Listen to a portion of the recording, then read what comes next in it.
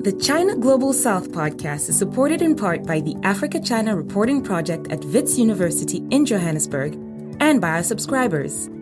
Thank you. If you'd like to subscribe for daily news and exclusive analysis about every aspect of China's engagement in Africa, Asia, and throughout the developing world, go to ChinaGlobalSouth.com/subscribe.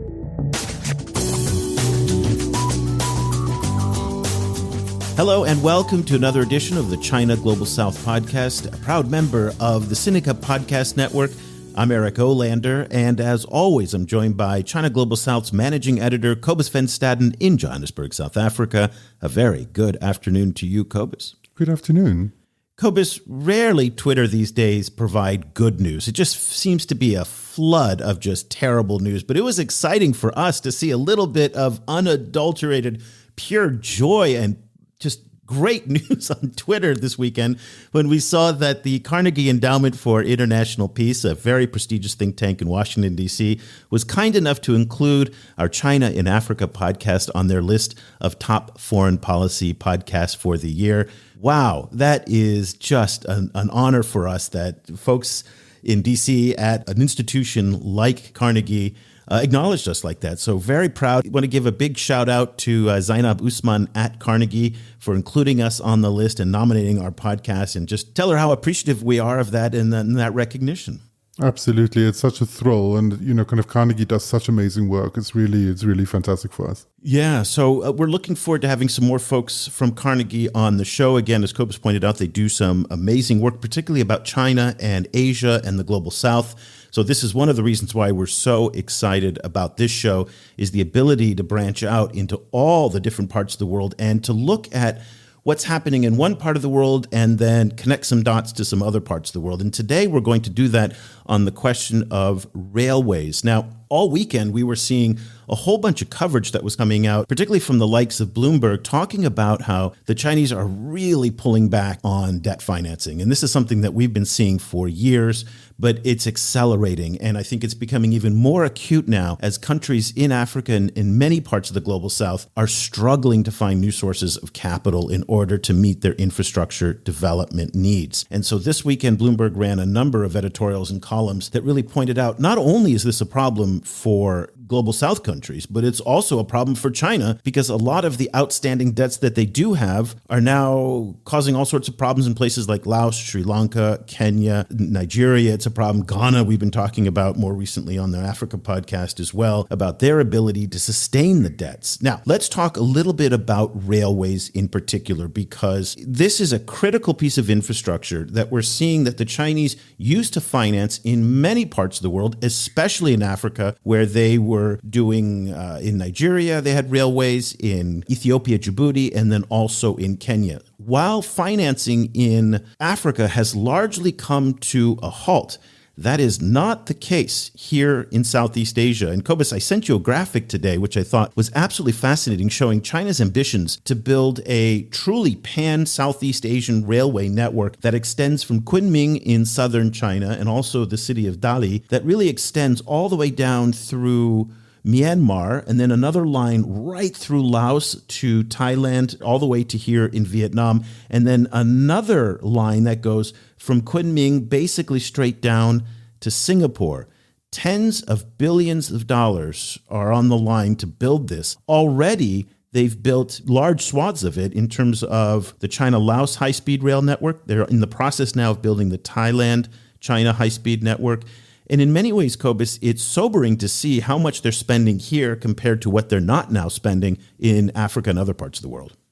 Yes. I'm sure economists, and particularly Southeast Asian-focused economists, would have a lot to add there. But my feeling is that this seems to be a kind of a continuation of the Chinese dual circulation policy, because building all of these Southeast Asian rail networks simultaneously boosts China's external trade, and among others by cutting around these shipping choke points like the Straits of Malacca, while at the same time actually focusing on Chinese domestic consumption.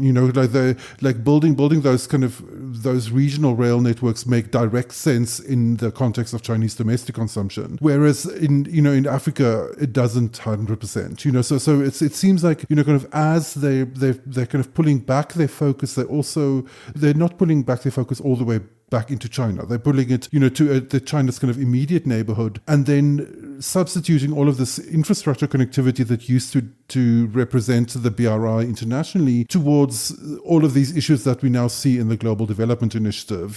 So in Africa, suddenly it becomes a lot about internet, about green energy, about agriculture, and then general kind of general standard setting and kind of development paradigms. Whereas in Southeast Asia, it seems like it's still like old school BRI, like train building.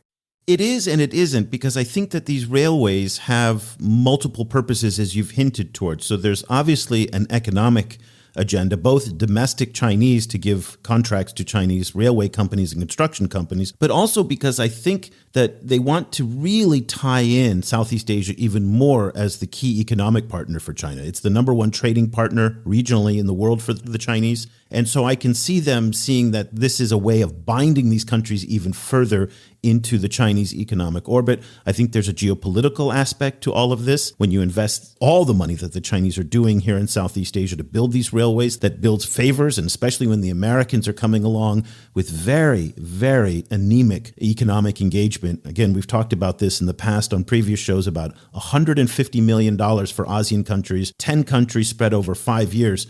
Not really very big bucks compared to the billions for these railway networks.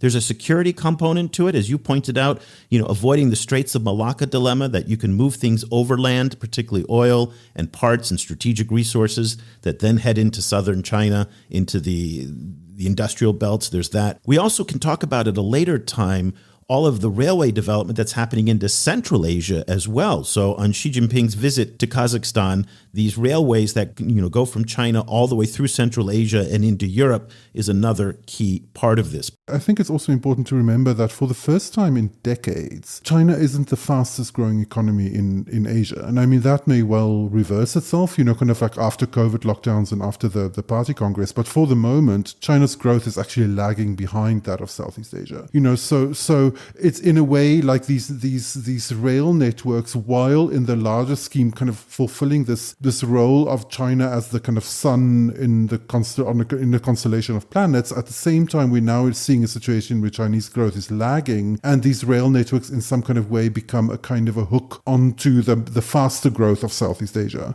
It's very interesting. I hadn't thought of that, but you're right. So here in Vietnam, we're growing much faster than China is now. That, again, we have to take into account the scale and size of the economies. That makes a big difference on this. But let's talk about where the BRI is going, because a lot of these projects are related to the BRI. And for that, maybe we got to go all the way back over to Africa again, cross the Indian Ocean from Southeast Asia, because there are some clues on that in Kenya and the standard gauge railway there. And a trio of researchers recently published a very fascinating paper that came out in the Journal of International Development called China's Infrastructure-Led Growth Model in Africa, a case study of the Kenyan standard gauge railway. It's a little bit on the wonky academic-y side, but still very, very interesting. Again, it was written by a trio of scholars. We had the privilege of being able to speak with one of them, both about the Kenyan SGR and also what that project says about the future of the Belt and Road. Here's our conversation with Keren Zhu, a Global China postdoctoral research fellow at the Boston University Global Development Policy Center. Keren Zhu, welcome to the show. It's really wonderful to finally have you on the program. You and I have been speaking together for more than a year on this project, and so happy to finally have you join us to talk about the findings from your research. Thank you very much for having me. It's a great pleasure.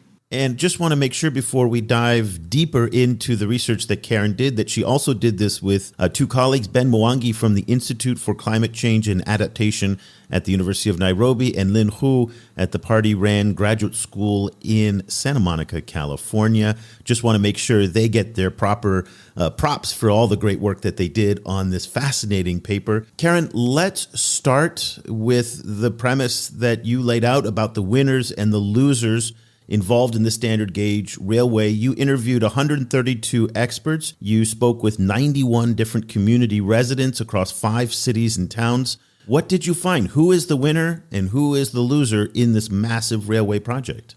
Yeah. So let me just step back a bit to talk more about the broader background about this research project. based on our literature review, we realized that a lot of debates about China finance infrastructure projects and the Belt and Road Initiative is at a rather macro level. So that's why we are very interested in delving into the actual impact on the ground and to see who are the winners and losers in this project development process. So we did a sectoral analysis, and we found that the Kenyan Standard Gauge Railway significantly helped the tourism sector and also moderately enhanced employment. And the winners and losers mainly divided by sector, and the biggest losers actually the road transportation sector that are very much negatively impacted and reduced in revenue with the introduction of the standard gauge railway. And we were also able to interview community residents across 5 cities and towns, and those include the 3 terminals of the 2 phases of the railway, as well as Voi and Matituande that's located in the middle of the railway, and they were initially of the same size, and then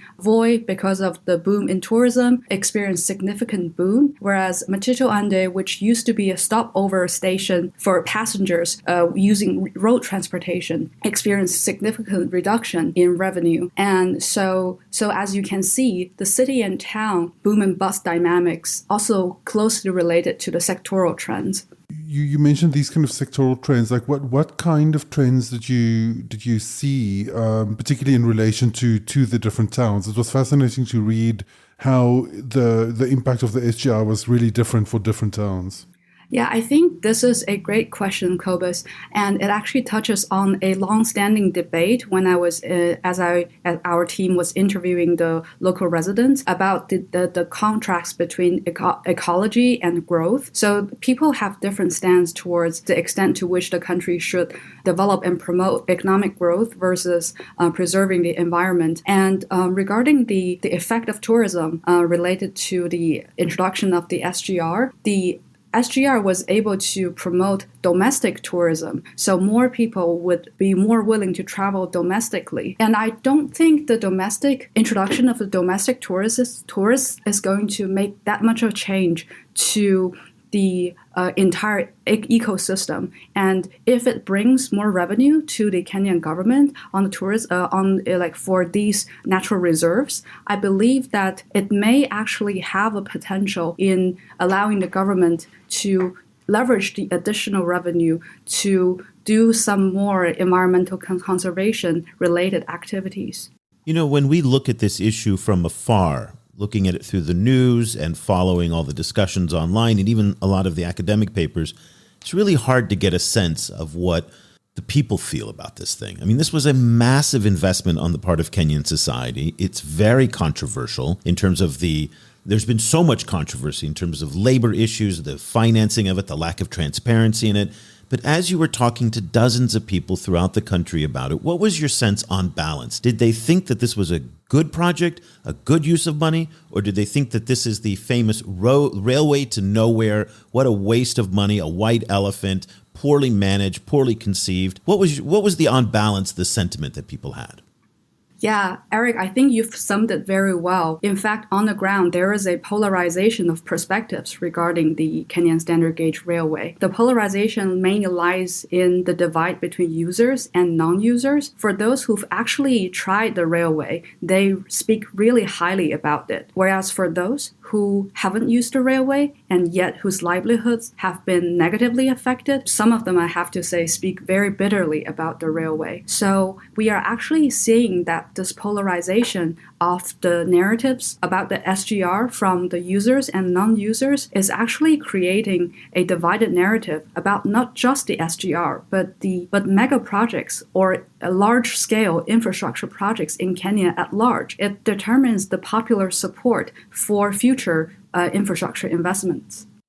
You mentioned that the road, trucking and logistics, kind of sector was hit particularly badly by the SGR. We've seen over the last while, after the victory of William Ruto as president, that he reversed an earlier decision to locate a lot of port logistics away from Mombasa towards Naivasha, the inland logistics hub that's connected to the SGR, partly in order to force freight use of the SGR, which is a big part of its profitability.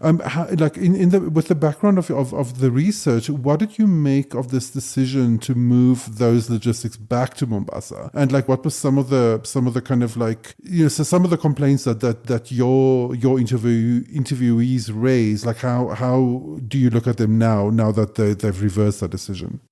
This is an issue that I have yet to look into, because at the time when I was visiting the SGR, the decision hasn't been reversed. So I don't have the most up-to-date information. What I can say is that this decision is supported by lots of truck drivers, and I think it does give them more agency to choose and to determine their the mode of operation for themselves. And I also think that domestic political interests are definitely at play here. So at the time when I was doing some preliminary field work in Kenya in 2019, the decision to allow the custom clearing to happen in Nairobi actually shifted part of the revenue from Mombasa to Nairobi, allowing basically the political interests in that's concentrated around Nairobi to grow further. And I think right now, with the reversal of the decision, we have yet to see what is going to be the political dynamic that's going to play out. So there's another dynamic that we also should address, is the fact that there's a brand new highway that is going to be built connecting the capital Nairobi to Mombasa. That too is also going to be new competition for the SGR.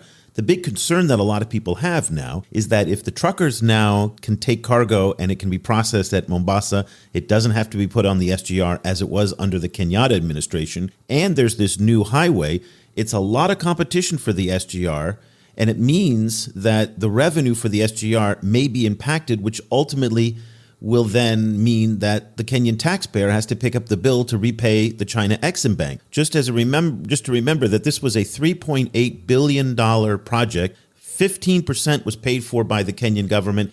85% was underwritten by the China Exim Bank. And let's be very clear here, the China Exim Bank has been very inflexible in debt restructuring or debt rescheduling. They want their money back. So there's a big risk in all of this, in these dynamics of moving the traffic away from the SGR. Let's see if it will play out and be productive by that. You had a chance to talk to a lot of Kenyan stakeholders. Did you have any chance to talk to various Chinese stakeholders? Do you have any chance to meet with people from the China Road and Bridge Corporation who built it, from the Chinese embassy, anybody involved on the Chinese side of the project? And I guess I'm curious to hear what their perspective was on it. Yeah, thank you, Eric, for this question. So I was actually able to speak to both the managers and staff who work on the China Road and Bridge Corporation, the SGR project, as well as some selected government officials who work locally. So what I see is that they actually have some convergence in their interests with the local stakeholders, but in the meantime, they also have some very specific interests that's derived from the position they stand, that's derived from their stance. For example, so let me start with the convergence. Compare with other stakeholders, the Chinese government officials as well as the project managers all view the economic impacts of the standard gauge railway as central. So it's really regardless of where they stand. And this is also supported by the survey results that I've presented in the paper. And what's different is that different stakeholders put different emphasis. And for the Chinese government officials that were interviewed, they put a much higher emphasis on the international relations importance of this project, highlighting it as a symbol of China-Kenya and China-Africa friendship. And basically, it's the spokesperson at the Chinese Ministry of Foreign Affairs actually called this a new name card of China-Africa cooperation. So that shows you its diplomatic significance.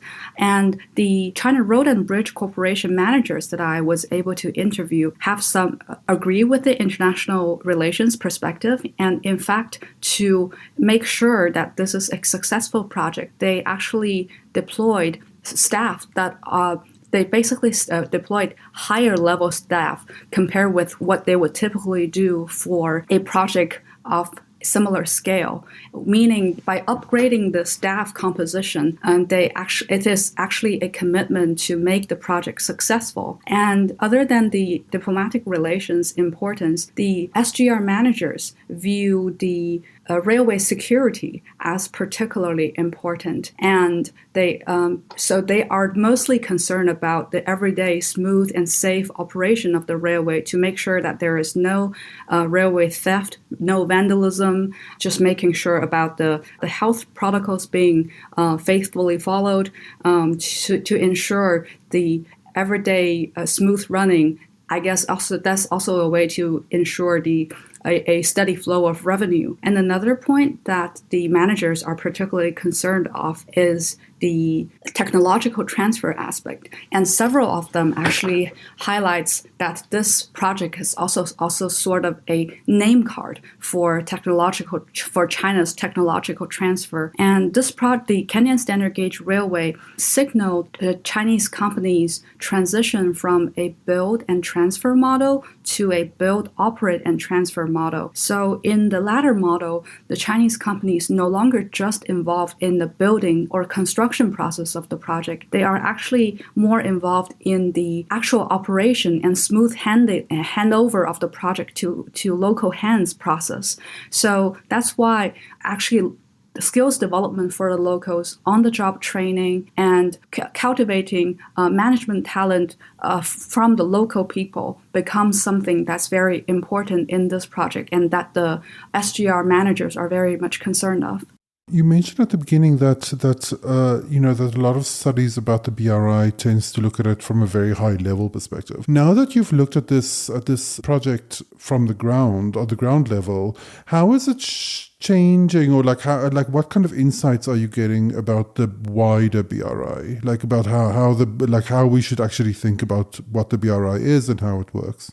In terms of the wider implications, I think one of the biggest findings that derives from this winner and loser dynamic is that the interests and benefits of the losers from the SGR development should also be addressed. So in terms of overall BRI development, more studies or more evaluation should be done to understand the actual impact on the ground, to track the longitudinal impacts of these projects so that their interests can start to be paid attention of. And there's also another observation that derives from this study that has some wider implications. That is, right now, there's still to a certain extent, a disconnect between the physical infrastructure that's introduced and the surrounding environment. There hasn't been sufficient soft infrastructure in support of the physical infrastructure development. By soft infrastructure, I mean both the supporting facilities around it as well as the services surrounding it. In addition, there's also the monitoring and evaluation that's to be set up in support of these projects. So I think for BRI overall, it would be really helpful to see more soft infrastructure components supporting the physical infrastructure development and to complement physical infrastructure. Cobus, it's interesting because that's one of the key points that we've been raising over the years in terms of where the US, Europe, Japan, South Korea, Singapore, these are tech and services economies, can complement China's hard infrastructure investment in places like Africa on projects like the SGR or the Entebbe airport. I mean, there's countless examples of this, and how African countries in many ways could do better at trying to drive projects to countries that have those expertise. So the Chinese are not as good on the soft side, but they're much better on the hard side, whereas the Americans are not as good on the hard side, but they're better on the soft side. So, Cobus, it seems to me that there's an opportunity for African countries to really kind of pick up on what Keren's talking about here and look into different countries for different parts of their infrastructure development. What do you think? Yeah, no, I think there's definitely potential, but I think that a lot of that potential would then maybe get snagged up in the kind of current geopolitical polarization that we're seeing in a lot of these projects. So it would need some kind of innovative and I think proactive kind of initiatives from African governments in order to pull all these different players in and to make sure that they're actually kind of getting what they need. Keren, I was wondering what you saw on this issue from the African side. Like, was there awareness of this kind of need to proactively develop soft infrastructure, and what kinds of initiatives do you see them doing? Based on my observation on the ground so far, there hasn't been a interest expressed from the local stakeholders that I have interviewed, that I'm engaged with, on better complementing the soft infrastructure with the physical infrastructure. Well, some local community members talked about the need for better services and better supporting infrastructure. I think their government has, for different reasons, have yet to respond to these popular demands. As I want to step back to the BRI issues that you raised, and I look at the SGR in Kenya, we also now have a $6 billion brand new beautiful railway connecting Laos and China. And then also there's the railways, the standard gauge railways that the Chinese have built in Nigeria. China's been hot on building railways around the world. The problem with railways, though, is they're very slow to repay the massive upfront costs that are needed to pay for these things. And the countries now, Kenya, Laos, Nigeria, are all facing various levels of debt distress. Laos, in fact, is looking at into the abyss right now. A big part of it is because of the loans to build the railways. When you look forward to the next evolution of the Belt and Road, wherever that takes us, whatever it is today, do you think railways are going to be a part of the plan? Because it seems to me that it just doesn't make economic sense for countries that are struggling financially to spend billions of dollars on Chinese railways when they clearly can't repay them in any due time. Yeah, I think this is a question that I have been thinking of for a long time, and I do struggle, even myself, when it comes to the future of China-financed railway projects. On the one hand, China really has a willingness to export its equipment, technology, and Chinese standards so that it can actually develop a greater market throughout the global south to provide more business opportunities for Chinese enterprises. On the other hand, as you've mentioned, these mega projects, because they are typically of the extreme large scale and sometimes the largest project that a country has built in a century or in a few decades, they do put lots of burden on the host countries. And I think right now some solutions have been explored, including trying out different financing models, such as the one that you see at the Nairobi Expressway, which is a PPP project. And they are also shrinking the project sizes so that mega projects are not the only options. And I do think that the willingness need to come from both China and the host country governments to come up with a solution in terms of debt restructuring and how to fund these railway projects that are extremely important for the longer economic development and prosperity of these countries while attending to the issues that arise. So I know it's very difficult to predict anything, but I was wondering, seeing how the SGR is operating on the ground at the moment. What do you see? What do you think its future looks like? Do you think it'll in the longer term, will it provide the kind of developmental outcomes that Kenya was hoping for? Yeah, I think right now the railway connects the portal city Mombasa to Nairobi, then to Naivasha. It has yet to be extended to the border of Kenya. And right now, I know that some interim solutions have been implemented to connect the meter gauge railway, which was over 100 years ago, to the standard gauge railway, so that some goods can be transferred from landlocked countries. That's definitely not going to be the long-term solution, and I think it would be helpful to see what will happen once the railway is further connected to the Kenyan border, and how much that would unleash the economic development potentials. And if some interim solutions going to stand for decades, it would also be helpful to see some logistics issues being better managed to enhance the efficiency of connectivity. Yeah, there's been a lot of talk about the connection of the standard gauge railway in Kenya to the meter gauge railway in Uganda to bring it to that Ugandan border, as you mentioned. So that might be an interim solution. One other thing to keep an eye on is Tanzania's standard gauge railway development, which is being done now at a fraction of the cost of what they paid for in Kenya.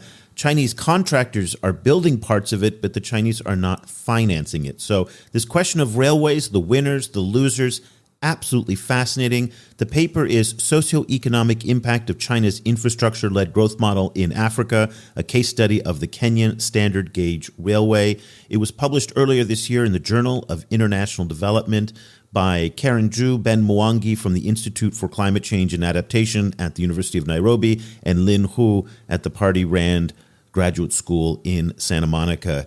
Keren, thank you so much for taking the time to join us. We really appreciate it. It was a fascinating article, and we're really looking forward to continuing following your research.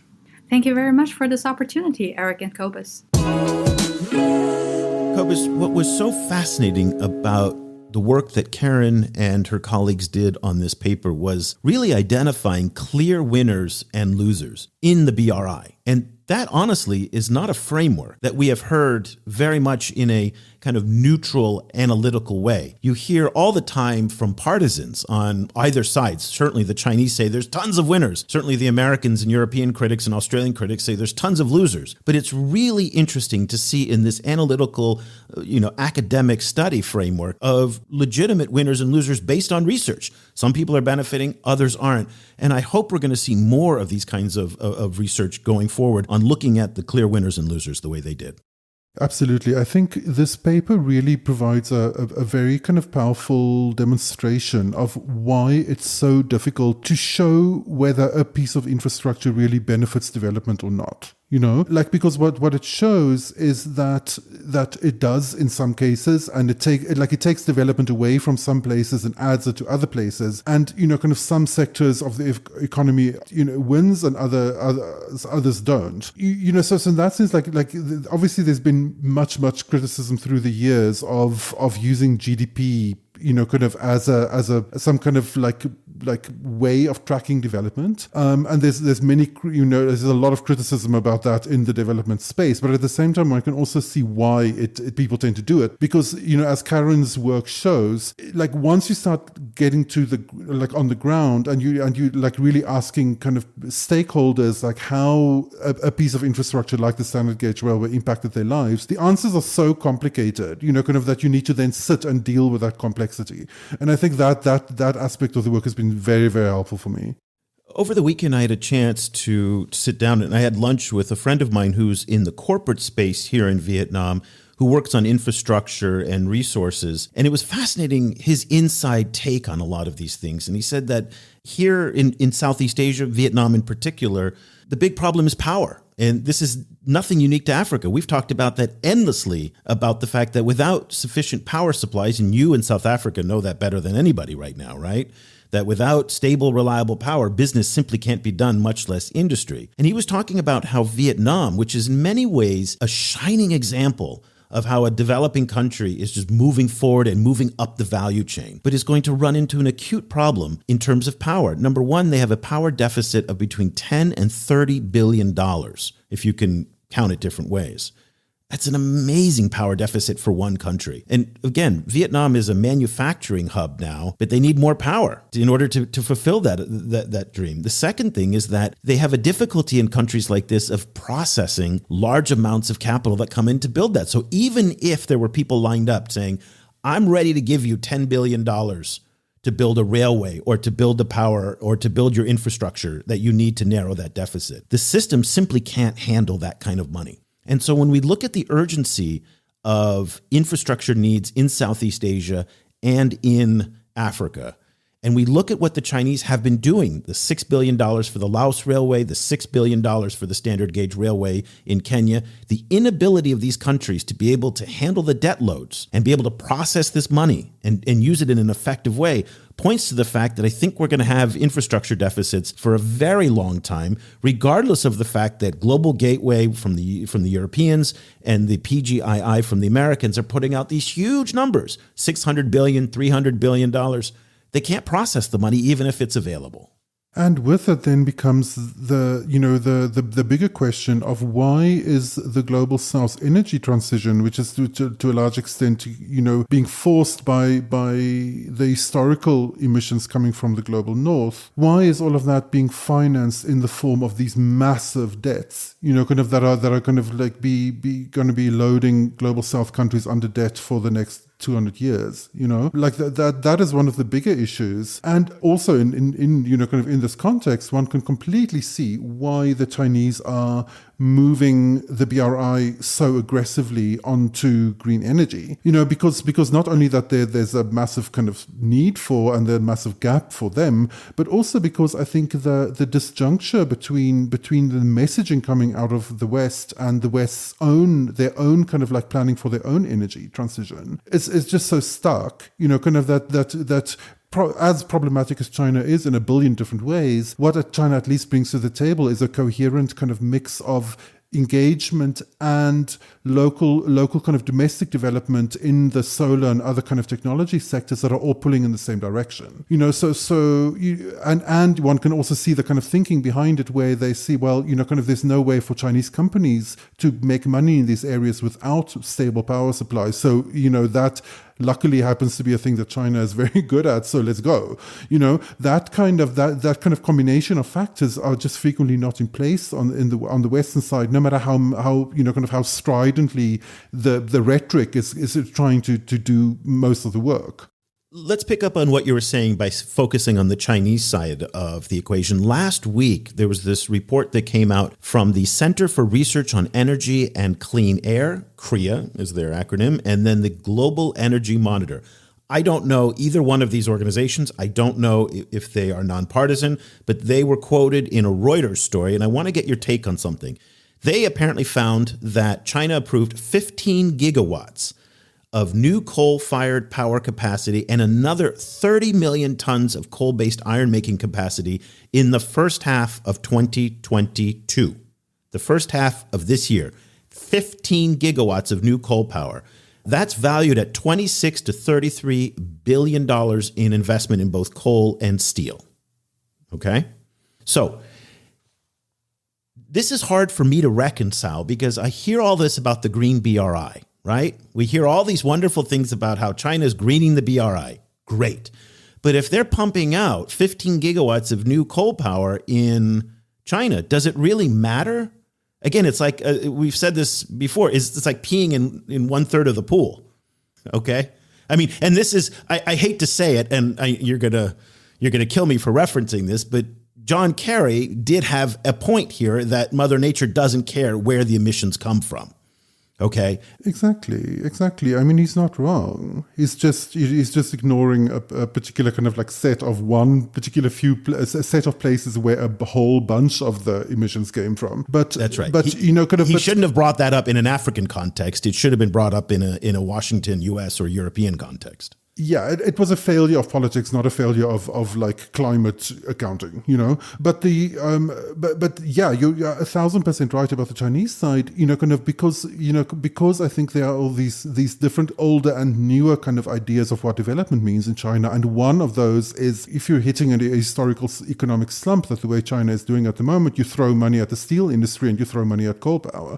That's what they've been doing for a long time, and and that kind of like short-term solution that is then supposed to be phased out again for the long-term solution is one of these like weird like contradictions in Chinese like industrial planning that has massive implications for the rest of the world, kind of emissions wise. So yeah, kind of like this, it's a mess. It's a mess on both sides. But I think where the Chinese, in a narrow perspective, from an African perspective, what is happening in China is that there's also, kind of a huge kind of solar panel industry that is like producing it at such a kind of scale that it actually brings down the price, for example. Those kind of things on the ground in China are happening, and there's ways for Africa to draw on those. I think but the kind of broader like set of contradictions are insane, and also I think frequently kind of it's such a clear like one step forward, two steps back situation.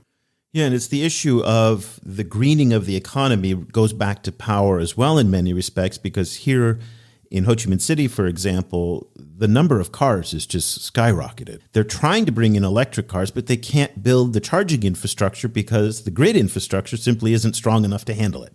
And then the distribution networks aren't strong enough. And this is, again, a classic problem in the Global South, that you can have one piece of the puzzle, but you need 6 other pieces in order for that to work. And then you also need political will, which in the Global South is frequently the hardest thing to muster. And, in that case, South Africa is Exhibit A. Kind of like so much of South Africa's like dysfunction on so many different levels. It's not because there aren't climate transition plans or that the technology doesn't exist. Both of those things exist. There's no political will to implement it, and there is an endless political will to let the country stew in its juices while they're trying to kind of to fight these kind of internal fights. So yeah, it's tough. But this also speaks to this question that my friend was talking about in terms of the capacity. So this capacity question isn't just about there are not the financial mechanisms in place to process $10 billion. One has to think, for example, that the billions of dollars that the international community is considering now to bestow upon South Africa to fix Eskom may be misused, may not be efficiently used, because, as you've talked about, there is not political consensus. And without political consensus, one has to really question whether or not a lot can be achieved. I certainly have that question about my own country, where not a single Republican member of Congress voted for the Inflation Reduction Act, which is the climate bill that is supposedly going to make America very green again. I mean, without political consensus, how much faith do we have that anything can really be done, even if the will is there? In the case of South Africa, it's going to be a very interesting test case for Western countries and PGII, particularly all of their kind of rhetoric around like standard setting and transparency and like monitoring and like so on. We'll see. Kind of like if the G7 can overcome the kind of internal inertia and tricksiness and game playing that characterizes South African politics, kudos to them. Like I'd be very, very happy to be proven wrong, but we'll see. Well, so goes South Africa, so goes Africa in many respects, because when you look at the weight of economic activity in Africa's major economies, Nigeria, Ethiopia, Kenya, and South Africa in particular, that accounts, and I saw a statistic, I don't have it off the top of my head, but it was shocking to see how 4 or 5 countries account for well over half of all of the economic activity on the continent, okay? So if you guys go down the tube, you're going to bring a lot more than just your own country. You're going to bring a number of other countries with you who depend on South Africa. So there's a lot at stake in South Africa getting this right. And I can tell you, this power crisis in South Africa is causing havoc. Like, the kind of economic damage it's causing is really visible. And, so for example, just in my very like little bougie kind of corner of Johannesburg, there was this great little cheese shop in Joburg that sold mostly South African cheeses and therefore represented agricultural jobs all across the kind of rural parts of South Africa. Like many like little kind of like goat farms and so on, like making small batch cheeses that then get sold in that little shop. That shop is dead now. Simply because they couldn't run the refrigeration that they needed because of constant blackouts. Like literally during our taping of these comments, the power went out in my house. So we're speaking on battery at the moment. This is happening right across the entire South African economy, and there's no way it can keep going. It's not sustainable. No. And there's going to be a political backlash. Oh, there's, several, yeah. That will manifest itself in all sorts of unhealthy ways if this keeps going. So again, this is the importance of infrastructure and the access to capital. And again, talking about the winners and losers in all of this, I just cannot recommend enough that you take a look at this paper that Keren and the crew did. It's absolutely fascinating. We're going to put a link to it in the show notes. I'll also put a link to this map that I was referencing about the Chinese railway networks here in Southeast Asia. Absolutely fascinating to think about what they've been doing in Africa and also what they are now doing in Southeast Asia, and how really the priority in many ways is here in ASEAN. And so absolutely fascinating to think about that. Cobus, let's leave the conversation there. Again, if everybody wants to follow all of these topics, we cover them in detail every single day in our daily China Global South newsletter, plus on our website. Subscriptions are very affordable. Go to ChinaGlobalSouth.com/subscribe, and you'll find all the subscription options there. Lots of discounts for student and teachers. We really appreciate all of our subscribers, and also a big shout out to all of our Patreon supporters. Thank you so much for all of your generous support for us. We really appreciate it. You are our heroes. Cobus and I will be back again next week with another edition of the China Global South podcast. Until then, for Cobus Van Staden, I'm Eric Olander. Thank you so much for listening. The discussion continues online.